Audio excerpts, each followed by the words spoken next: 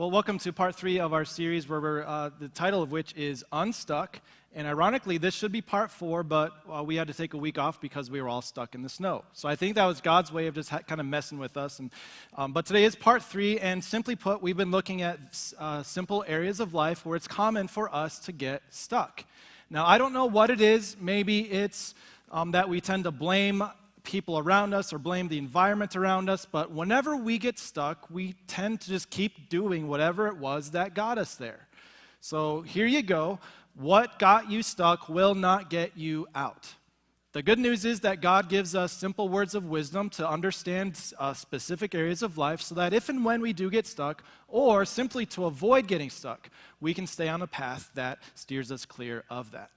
Now, one thing we talked about in the first week, which I think is a great rule of thumb when it comes to areas of life you can get stuck, is simply this, that when you're stuck, a lot of times what needs to happen is not a change in the things around you, but what needs to change is something in you. Getting unstuck has more to do with the change in you than changing factors around you. And today we're going to get really real with that idea, because we're going to talk about a topic that many of us might wrestle with, or we don't want to talk about, or we'd rather ignore. And kind of the big topic for today, which I'm going to narrow down in just a little bit, is what to do or how to handle it when you get financially stuck or stuck financially. Now, let me explain real quickly why this is kind of a complicated thing to dig into. And the reason is, on most weeks, it's real easy for us to stand up here on Sunday, because basically all we do, here's why it's easy to be up here. All we do is, on Sunday mornings, we talk about the things people are talking about the rest of the week. Areas of life, things on your mind, what's culture doing, what's the climate, all the conversations you have out in the world, all we do is we bring those conversations into here. But what about finances? A quick observation. So we moved into a new house maybe 6-7 months ago, and we were meeting all the neighbors, and inevitably I meet all the guys, I shake their hands, and the first question they ask is, what do you do for a living? That's how we identify, and that's how we figure out who people are. Not a single neighbor asked me, so how much money do you make? Has anyone ever asked you that? How much money do you make? Oh, how much money is in your checking account? How much money you got saved up for retirement? We don't talk about that stuff. That is severely off limits. So as we try to engage in a conversation up here about finances, it's like, okay, well, where do we start? And then I started thinking about, okay, this is going to be easy. This will be real easy, because I did some quick Googling, and I already kind of knew it before Google, but debt is a thing in America. 80% of people are in debt, but that's not really fair to hang anything on, because that includes mortgage debt and student loans, and there's good kinds of debt, and how do you navigate that?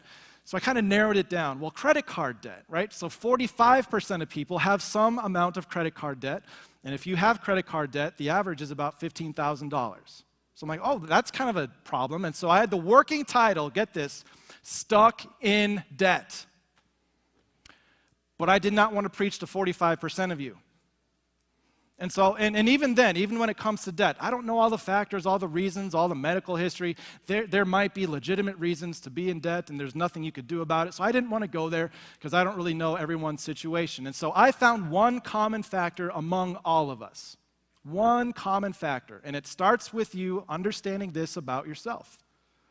First thing I want you to remember for today is that everyone has a complicated relationship with money. Every one of us has a complicated relationship with money, to the point where if you were to go on Facebook and indicate to the world that you have a relationship with money, you would have to qualify it as, it's complicated. It's complicated. Here's why. You see, we can judge each other all day long about how we spend our money. Well, there they go, buying another car. There they go, taking another vacation. There they go, buying their cars and their shoes and all this stuff. Wow, what a waste of money. And meanwhile, they're looking at you. Wow, what a waste of money. They just keep going on these little short trips, and they don't mean anything. And they keep saving their money. What's that about? And they're judging you back. So we have different views on money, and it's complicated to get down to the heart and core of it. Gender-wise, we're complicated. Like women, I have to pick on the ladies for a second. You go out every week and you buy like all these little things all the time, and they start to accumulate and accumulate. And we get in trouble when we don't recognize the one thing that you put up.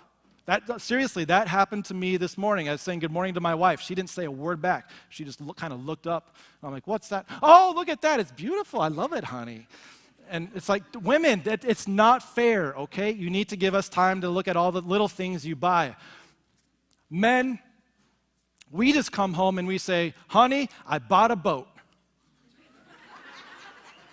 Honey, I got us a new TV. Honey, I got a computer. Honey, I got a snowmobile. Like, we don't shop very often, but when we do, it's big. And the ladies are like, you need to talk to me first before that, right? And that can kind of cause some tension. We are complicated with the way that we approach money, but here's the simplifying factor. Basically, everyone falls into one of two categories when it comes to your relationship with money.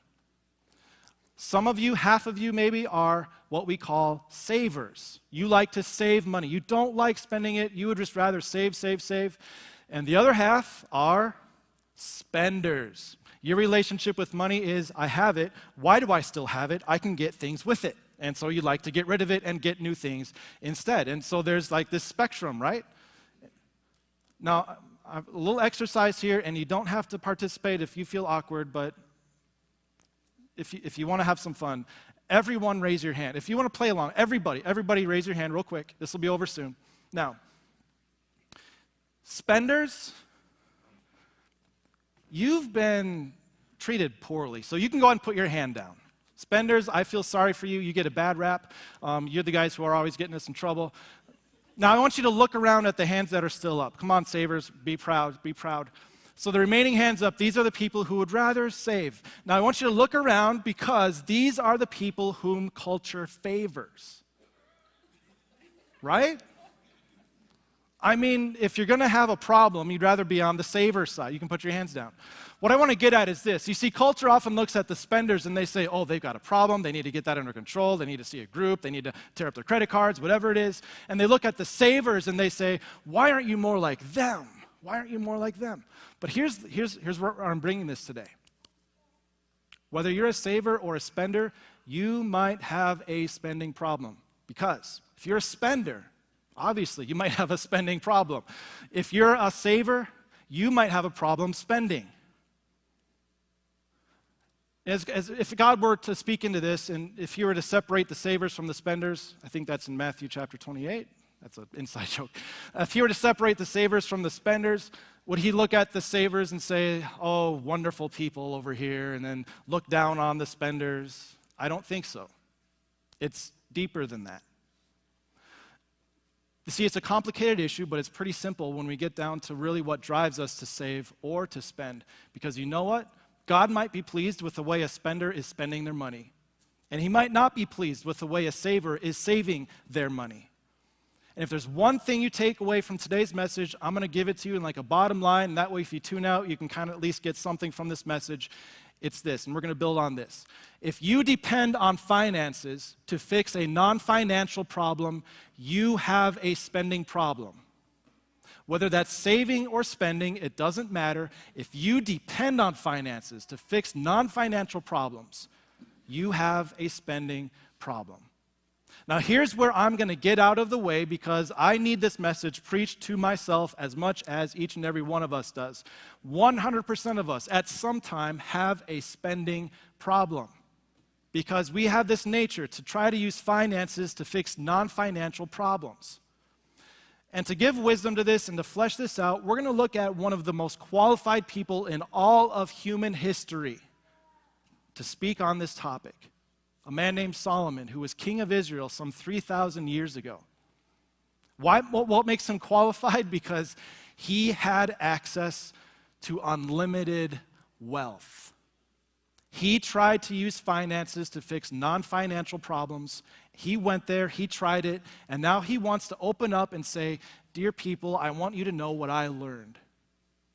Now get this, King Solomon, as he was looking through his annual income, filling out his taxes, I don't know how they tracked things back then, but they measured his income in gold. And they measured his gold by the ton. And his annual income was 25 of those. 25 tons of gold. And in books like Ecclesiastes and even in Proverbs, he'll kind of give hints to this. He'll say, I tried to use finances to fix non-financial problems. I've been there. I've done that. I have not held back anything. I bought anything I wanted to see what it would do and to see what it would have, impact it would have. And so he cautions us then. He says, if you're going to try to do what I did, here's what you need to know. We're going to cut straight to the chase here with Ecclesiastes 5, written by Solomon, starting at verse 10. He cautions, whoever loves money never has enough. Whoever loves wealth is never satisfied with their income. This too is meaningless. Do you love money? Do you love wealth? We're not going to admit to it. I'll get there in a minute. But to illustrate what he's talking about here, we totally figured this concept out in high school. Or if you're in high school, you're figuring it out as we speak. If you're not in high school yet, sorry. It goes like this. Like you have your boyfriend, your girlfriend. Let's just pretend you have one. Maybe you didn't.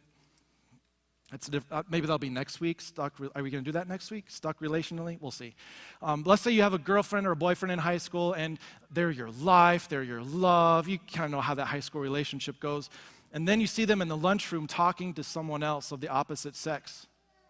And they're laughing and giggling.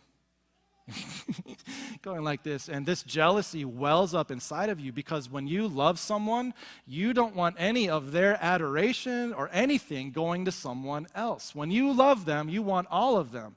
And you can get this jealousy that evokes you to just be crabby sometimes, right?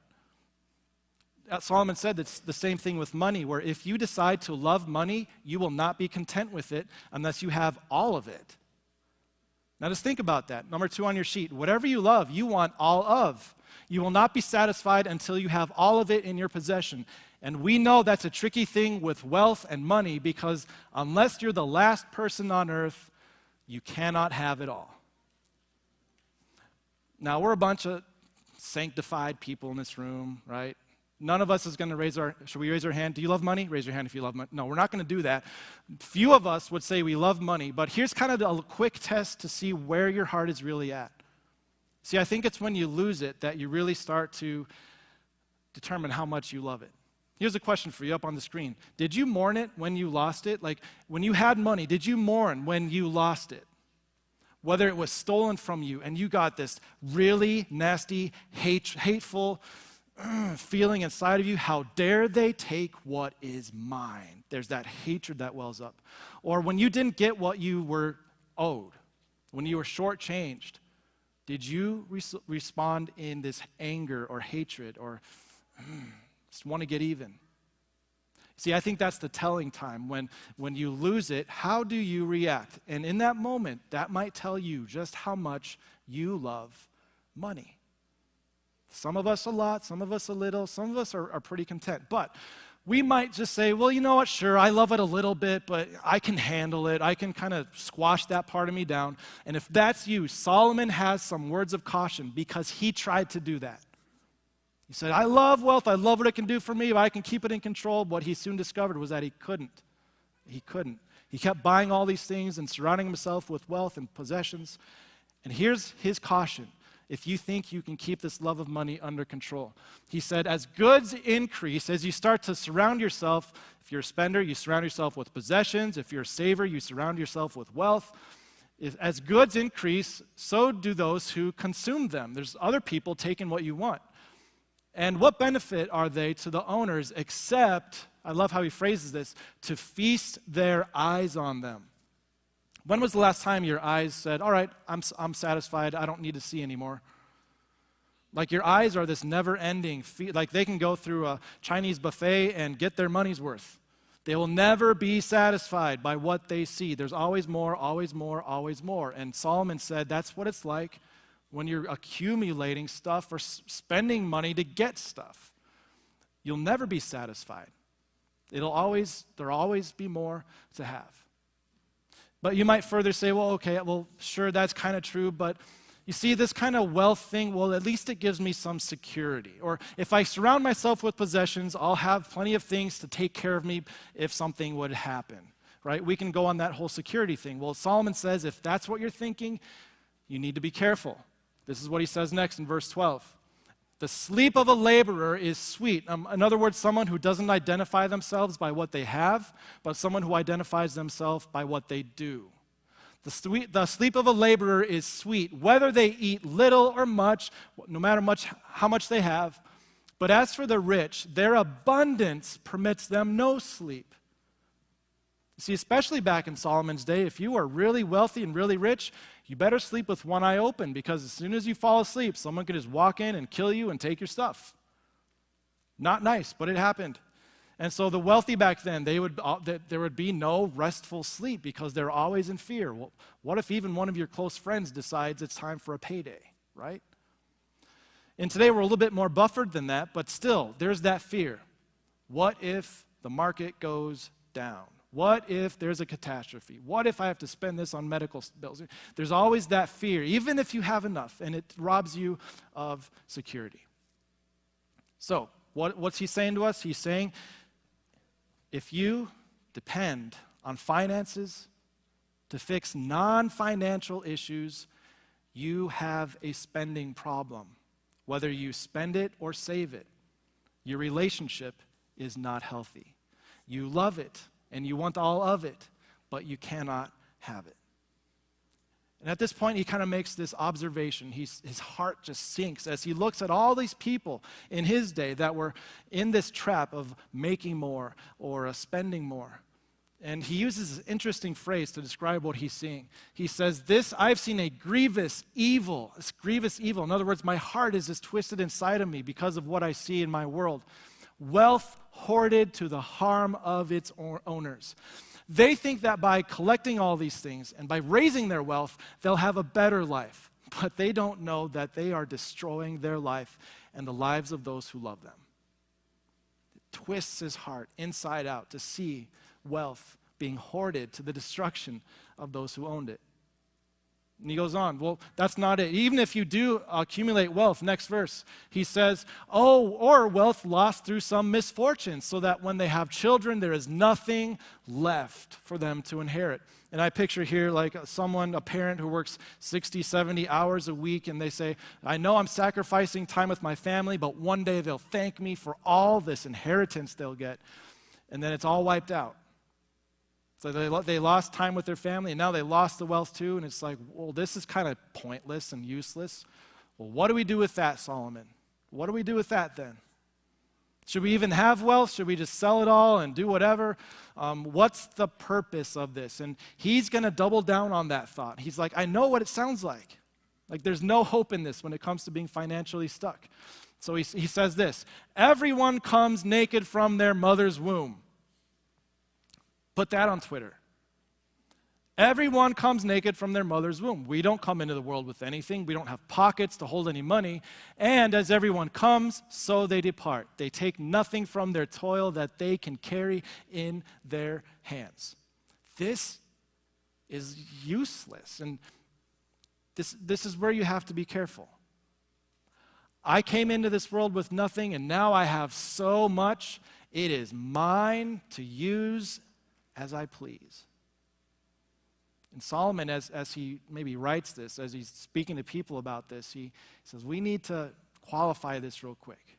So he says, hold on, before you take a step further, verse 16, this too is a grievous evil. As everyone comes, so they depart. And what do they gain since they toil for the wind? This is a big, useless conversation to have, he's basically saying, that we come into the world with nothing, we leave with nothing. You might become rich, but you all die poor. It's like we're working, but we're not gaining anything. We're putting in hours, but we receive no paycheck at the end. What is the purpose and the role of finances? And I think what he's trying to communicate and spread to the people who's listening, he's saying, now listen, there's a deeper problem here. If you're using your finances for anything other than problems related to finances, this is going to get you stuck. Maybe the effects by the world standards will be good. You'll have a big savings account because you've been saving. But Solomon says there's a caution that we need to be aware of. If you spend all your days just saving because you believe that's where your confidence and your security comes from, Solomon's like, that's not a financial issue. Your safety and your confidence doesn't come from wealth, because that can be taken away in a moment. And if you spend your money to get more possessions, to be happy by them, he's like, that's not going to keep you happy. That's not a financial issue. That's going to get you financially stuck. But if you carry this through, and if you just keep living your life trying to fix non-financial problems with your finances, Solomon says this is where you can expect to end up. Verse 17, all their days they eat in darkness with great frustration, affliction, and anger. And those words, in darkness, kind of caught my attention. It's almost like that guy Scrooge. That's not his name, is it? Is it Scrooge? Ebenezer, there it is. Ebenezer Scrooge. Is Scrooge his last name, or is that just like a title? I should have done research before. But Ebenezer Scrooge, like he's this rich man, right? But he's eating his supper, and the house is freezing cold. Well, why? Because heat costs money, and he can't bear to spend money. He's eating with one little tiny candle, just enough to see. Well, why? Because candles cost money. Solomon says, if you go through your life like that, how grievous. How senseless. You spend your days in darkness with great frustration, with affliction, with anger, because if you depend on money for what it was not intended to do, you will be angry and frustrated and stuck financially. Whether that's stuck in debt or stuck with riches in your banking account, you will have this spiritual issue within your heart. So where I want to go next is simply this, that you see, the problem here is that we've been trying to substitute two things.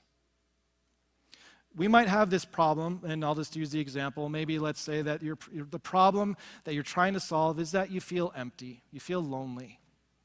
And you say to yourself, you know what? I'm going to go get me something real nice to help me with my emptiness and loneliness. And so you go get something nice, and it keeps you happy for a day or two, and then your loneliness and emptiness kind of comes back. Solomon is saying that's a non-financial issue. Why are you trying to fix it with finances or possessions? Someone says, you know what, I'm not sure how long this relationship is going to go with them. Maybe I should start saving up my money so that I have a safety net and so that I can take care of myself just in case. And Solomon would say, that's a non-financial problem. Your safety and security is not in wealth, but you're trying to fix it with wealth. We're making a substitution that doesn't fit. Third thing I want you to remember today is that your spending problem is really a substitution mistake. We're substituting something that does not fit in a problem that money was not meant to solve. And here's where I need to pause and just clarify one other thing real quick.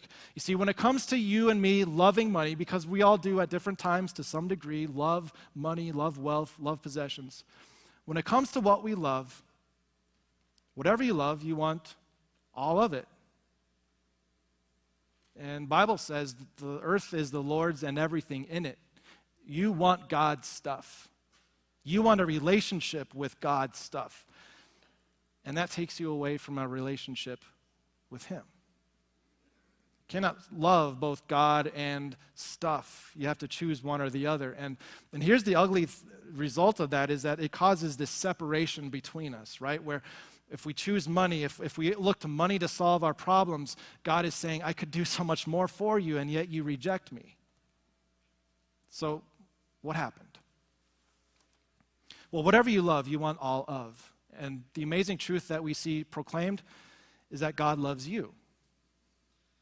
But I don't deserve His love. It doesn't matter if you don't deserve His love. God loves you, and whatever He loves, He wants all of. He doesn't just want an hour from you on a Sunday morning. He wants eternity with you. He wants every moment with you.